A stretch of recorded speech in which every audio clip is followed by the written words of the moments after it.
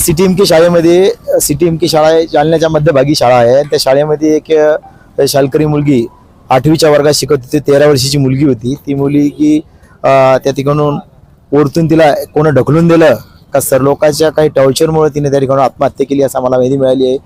आता आम्ही घाटी रुग्णालयामध्ये आलो होतो. मुलीचे वडील आहे. आता आम्ही माहिती घेतली तर मुलगी ह्या ठिकाणी ऑफ झालेली अशी डॉक्टरांची पण माहिती घेतली आणि नातेवाईकांकडून माहिती घेतली. ती मुलगी ह्या ठिकाणी मरण पावलेली आहे. खूप दुर्दैवी घटना आहे. जालना शहरामध्ये चाललं काय काही समजणार नाही.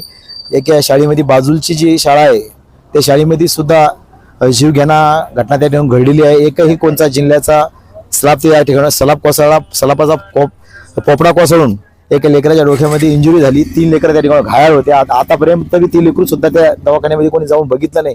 इथल्या जिल्ह्याच्या प्रतिनिधींनी नाही, इथले शिव मॅडमने नाही, जिल्हाधिकारी मॅडमने. आज ही घटना घडली.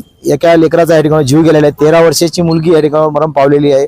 खूप दुर्दैवी घटना आहे आणि ह्या शिक्षकाच्या जाचाला कंटाळून त्या ठिकाणी ती मुलगीची आत्महत्या झाली का खून घातपात झाला हे काही कळालं नाही.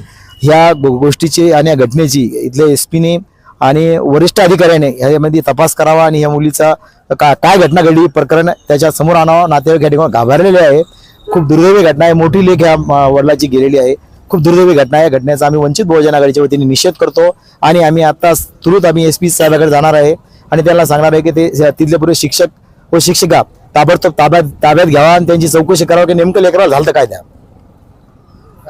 विजय लहाने, वंचित बहुजन आघाडी युवा जिल्हाध्यक्ष जालना.